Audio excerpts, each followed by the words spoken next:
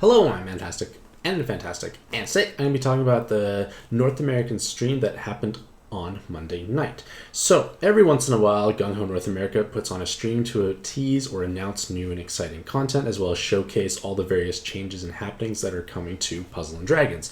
So, I found that recapping the streams has been productive for both my sake as well as my audience, so I want to share with you my thoughts and opinions on the new changes and exciting things coming to us. But firstly, I want to just say that we have received 100 free magic stones just for logging in. So if you are watching this video, there's a strong likelihood you've actually opened Pad Up already and seen you have 100 magic stones. Now, this is a great windfall overall, and there is no need to actually spend your magic stones right away. There is no cap on magic stones, and it's best to wait for the most opportune event. With that being said, I will be discussing my thought process for spending these magic stones and how to optimize them in the most efficient way possible. Furthermore, this stream also gave us the announcement that Monster Hunter Collab is coming back, various new buffs and evolutions to existing cards, as well as resets for best friends, as well as the Memorial Egg machines. So, first things first, 100 free magic stones. So, in the past, we have actually received 200 free magic stones over a 2-month period of time, and like that time period early last year, we are now kind of faced with the dilemma of, should I spend my stones and where do I spend my stones? Because a lot of players may have lower amounts of self-control and have not necessarily built up their magic stone reservoir, so to speak. So there are many ways to spend magic stones, but for myself, I try to be as frugal as possible. I only spend magic stones when I feel that there is great value and opportunity because I want to try and gain the highest rate of return. So one of the first things that I did when I started playing out Pad was invest in Monster Box space. This is an incredibly valuable feature because by default we have 100 box space, which is in all honesty not enough to actually function. Even though we do have the plus bank, we do have stacking materials, it's just not enough to function. And if you find yourself constantly hitting that box space cap and frustratingly having to sell or make tough decisions, then it's probably a good indication that you need more box space. Now, there is no magic number as to what is an appropriate amount of monster box space. Everyone has a differing amount, but one thing for certain is that it gives you a guaranteed benefit for your magic stone investment. Every magic stone you spend will give you 5 box space, and there is no gamble, there is no risk. You will always have that same 5 box space. So if you think of it that way, you're getting a guaranteed benefit with no risk, and it's something you are going to need moving forward. Of course, after a certain extent, you probably have a large enough monster box, so this becomes a little less relevant for yourself.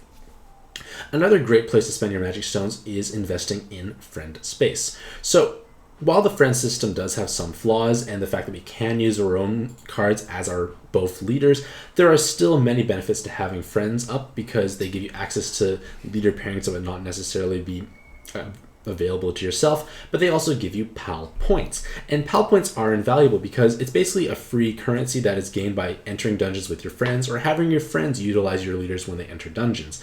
And basically the idea is with these PAL points, you can roll the PAL machine and gain lots of free goodies, such as the plus egg machine that is coming on Friday. Every pull will give you 21 pluses, so it's incredibly valuable overall. Now, when you first start playing Pad, you have a small friends list that grows over time and will max out at 50. And then once you hit 50 friends, you are not going to be able to add any more unless you spend 1 magic stone for 5 friend space. But you kind of have to look at this as kind of an opportunity cost. The sooner you get a larger friends list, the more PAL points you start rolling in, especially if you have desirable leaders. And basically just having more friend space means more PAL points. And I myself have maxed out at 300 friends because I was able to fill them up quickly, but I also have an incredibly high generation of PAL points. So if you are a newer player or you have a less developed box overall, I would still even spend some stones on friend space or monster box space because these are giving you guaranteed benefits and they're probably going to just improve your overall daily quality of life when playing through Pad. Now, obviously the next or the most primary usage of magic stones is high value rare machine events. So due to the fact that we are about 2 months behind Japan, gives us kind of the ability to see into the future in the sense that we know what is going to be coming up and how we can spend or manage our magic stone count. Now, with that being said, we know that there are some exciting events coming. Most notably is Monster Hunter, which was announced officially on the Gung Ho North American stream.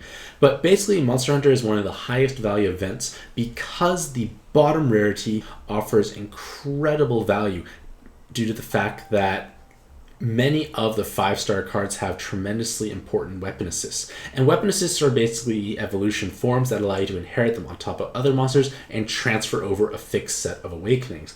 And Monster Hunter is notable because it features the 60% poison, blind, or jammer resist. And ideally you want to acquire all 3 of those because with those in conjunction with Trojan Horse or other types of inherits, you are able to basically have 100% coverage against these troublesome mechanics. And when you have full immunity to poison orbs being generated, it trivializes many spawns and makes your life significantly easier. Now, that being said, Monster Hunter is definitely an event for at least a bit more progressed players because those types of resists tend to only really have meaningful benefit in things like Arena 4 and above, as well as Alt Arena 1 and 2. So again, depending on where you are currently in terms of your stage of the game, it really comes down to what do you need more. Do you need to bolster your monster box or gain valuable assists? So again, just letting you know that there is Monster coming very soon, and I wouldn't be surprised if it actually came next week because in Japan it came right after YYH, and our YYH event is ending on Sunday.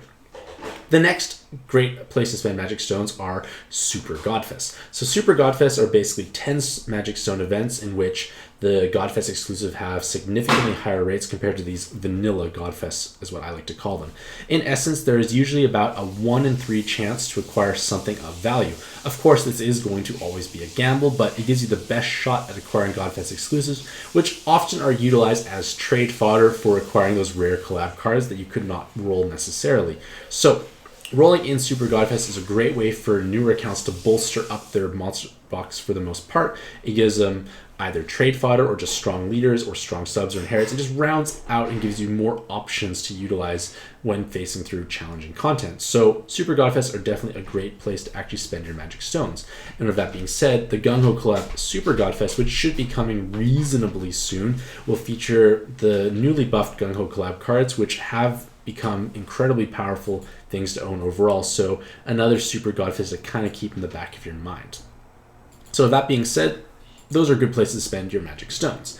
Now, another important aspect that was announced on the stream are the big resets. So basically, after the version 17.0 maintenance, which has not been announced yet but coming soon, players will now have resets for the following of rank 150, 250, and 500 Memorial Egg Machines, Best Friend Selection, Present Selection, as well as one-time Bargain Set, which is a small IAP bundle. So, in essence, with these resets, you actually gain access to all of these again. These are not cumulative. If you fail to use them now, they will be lost upon reset. They don't stack. So, in essence, use it or lose it. Now, for the most part, these shouldn't be too much of a worry because most players tend to use them right away, but as a friendly reminder, I want you to make sure you use your best friend as well as present. And if you are close to rank 150, 250, or 500, push a little bit harder just to hit that next milestone so you get an extra roll at that special machine because it can reward you with a varyingly possibly valuable card.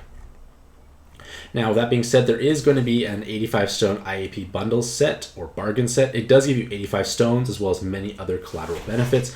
Again, IAPing is not for every individual. It costs $60 US. Again, if it's your plan to IAP, this is what you should be purchasing because it gives you the most bang for your buck, so to speak.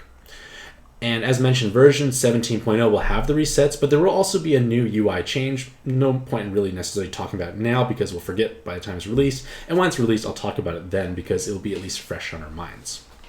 Next are numerous new buffs and evolutions. So with the stream, they basically dropped a large data update, which gave us mega evolutions for Typhon, Dantalion, Ilm, and Paimon, which are all 6-star Godfest exclusives. It gives them new value and viability as they gain new active skills, new awakenings, and new leader skills. It gives them just more utility and power overall, as well as providing many of them with strong leader skills to actually clear challenging content. In addition to that, we have weapon assists for Valkyrie Seal, Athena Non and Zeus Giga, along with the Gemstone Princesses. It gives them more value if you have duplicates, but at least for the Gemstone Princesses, you should be converting them because you're getting free stats, which is just amazing overall. Like, you're inheriting them anyways, why not take the extra health and RCV provided? And then lastly, there are numerous buffs to existing cards. Most of them are kind of irrelevant, but I want to pay special close attention to how Zeus Verse gained 2 time extend awakenings. Apparently the one combo player base needs a full extra second to solve that one combo. Why did that occur? I have no idea. Apparently someone thought, you know what Zeus Verse really needs? More movement time. Amazing logic. Next is the plus 21 Pal Egg Machine event. Basically on Friday, it may not have necessarily been announced in the stream, but it was announced earlier on. And I just want to remind players that stock up on Pal points if you haven't done so already, because you will be able to spend 500 Pal points for a guaranteed 21 plus eggs, which is amazing. And those plus eggs then can be, or the rolls that they come out as, you sell them and they will be deposited directly into your plus egg bank. So save your Pal points, roll heavily on Friday. And then next, announced on the stream, was these 3 new Godfest exclusives plus special trading metal. So basically, kind of like how when Valkyrie Seal, Athena Non, and Zeus Giga was released, they gave you a special medal. In this case, it is going to be the Spring Fest medal. And this medal can be utilized via the Monster Exchange system to acquire one of these 3 new Godfest exclusives of your choice. And they will also come with valuable orb skins. So I want to stress that players do not have to spend this medal right away. This will be available for at least several weeks, so you can take your time to decide. And if you are planning on buying that special IAP bundle above, which will give you a guaranteed 7-star, you might roll one of these, so obviously you want to pick something you didn't roll. Or if you plan on rolling on future Super Godfest, you may again roll one of these. So the idea is if you're planning to roll or purchase that IAP bundle, don't trade in right away because you ideally do not want to get duplicates. These cards are not that great in duplicates. You want to have at least, if you had the choice, I would pick 2 unique cards instead of 1 card duplicated twice. So I do have an article in the works currently. I haven't managed to finish it. It's maybe about halfway through, so hopefully sometime today or tonight, but most likely tomorrow this will be finished. So again, you have this medal. Don't feel pressured to trade with it right away. It is not actually going away anytime soon. Next is the Monster Exchange voting. So on the stream, they announced that there's going to be a